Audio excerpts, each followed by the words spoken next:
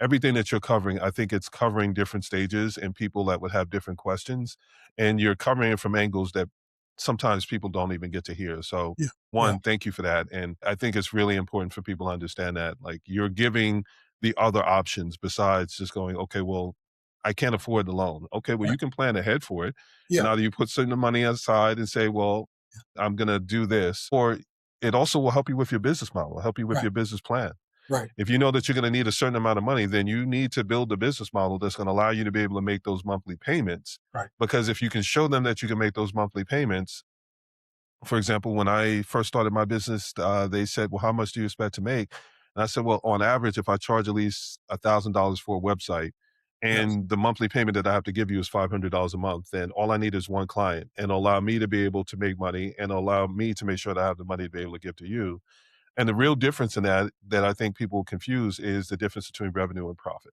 Yeah. Yeah. And I think that's the thing that trips some people up. So it's revenue is what you may generate, profit is what you're gonna have on the back end Right. after the business expenses and everything else. What we're talking about is, yes, that's also part of the revenue or the business expense that you may have, but Mhm. Mhm. typically, and correct me if I'm wrong, you're probably paying that out of the profit that you were supposed to get.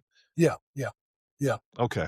Yeah. Because I And know then there are people that don't they'll think, well, when I sold something for this amount of money, I made this amount of money. And it's like, no, right. that's not really how it works. Sometimes as an entrepreneur, you don't start paying yourself Mhm. until you're into your business for a certain amount of time. Yeah. So it's setting that expectation of that's what it looks like when you get that kind of loan. And that's why someone may ask for a loan. Even if you have the money, why not have the bank help you establish your credit and some of the rest of those things where there's good debt, bad debt, equity, and stuff like that. So I Right. Right. apologize for interrupting, but when you were saying it, it was making me think of different people I knew I had conversations with, and Yeah. I wasn't going to be able to explain it. So Yeah. Yeah. you're welcome. I got someone Yeah. on here that can answer your questions, Yes. and this way you've got an answer that don't take my word for it. Yeah. Take it from someone that's actually having these conversations with people all the time. Yeah, and then on the debt side, there are also I mean, you've got grants, there's Mm, so many. I mean, we couldn't unpack all of this in an hour, but there are grants that you could get, federal grants that you could potentially get. Um, um, I remember early, this was I had left Deloitte Consulting, started my own consulting firm. One of the first opportunities I had was working with a professor at the University of Pennsylvania who had started up his own technology business. We mhm. were able to get um, small business innovation research grant from the federal Okay, government because he had developed some technology, 3D graphics technology. nice.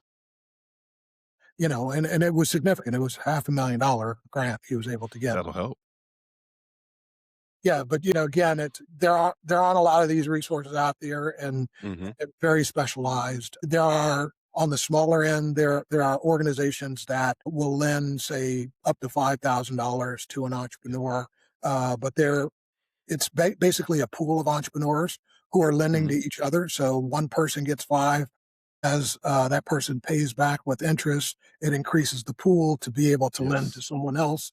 Um, there are organizations like that. What else? You can do something like when I started my final tech company, we got a line of credit with a bank, where Mm, because we had gotten a contract, we hadn't started the contract, or we hadn't received any funding from the contract yet, but we had received a significant contract with one of the largest school districts in the country, and then I that you got telling me about announced this? and Yeah. publicized, in magazines and newspapers and all that good stuff. When the bank heard about that, read about it in, I think, the Philadelphia Business Journal, they actually reached out to me and asked if Of I wanted course. money. I didn't need money at the time, so I was hesitant.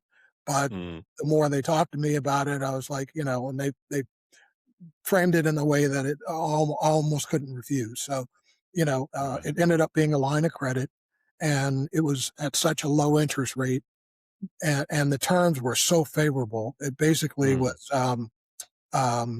they were charging me like 2.5% interest, nice. and I didn't.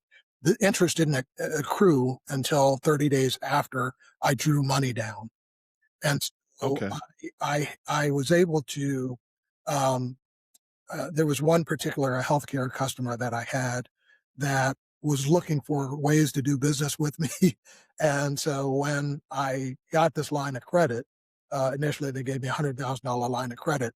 I went to this customer and said, I think I know how we can expand what we do. Nice.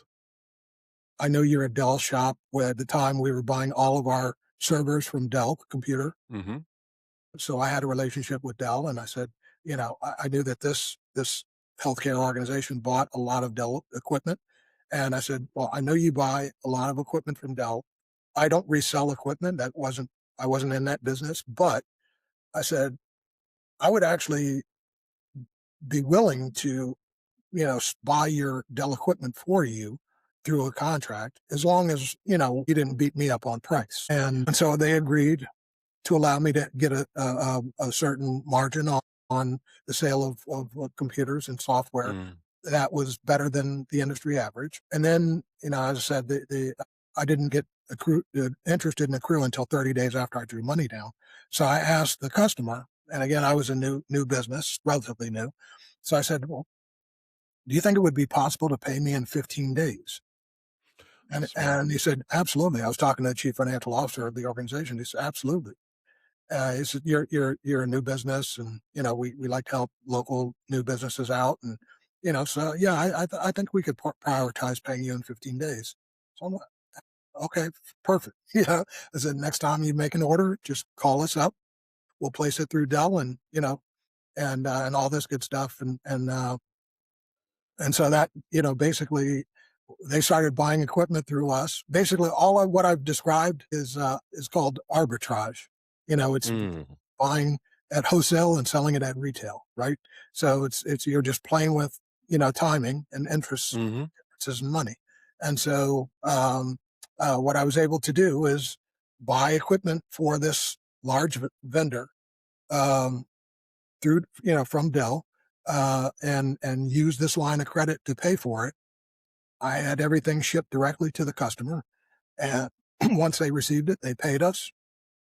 Because they paid us in 15 days or less. We never accrued any interest on the money we were drawing down. Yeah. What ended up Yeah. happening with the bank was they were like, well, wow, he's flipped this $100,000 line in the first, say, 6 months like 7 times. I was like, Jesus Christ, how is he paying this back so fast? So Yeah. in their mind, it was like, well, if we give him more money, he won't be able to pay it back as fast. Eventually, yes. They kept increasing the line. So it went from 100,000 to 250 to 500 to a million. And then I actually reached out to them. I'm like, I don't want any more money. Don't increase this line again. You know, but it didn't matter how much they gave us. We still flipped it as fast as we did before because I had agreed with the customer to pay us faster than we had to pay the money back. So, yeah, There's things to unpack in that. yeah, One, the return time on how to be able to make sure that you stayed ahead of when that loan was kicking in, yeah, or when you tapped into that actual, credit line. So, right.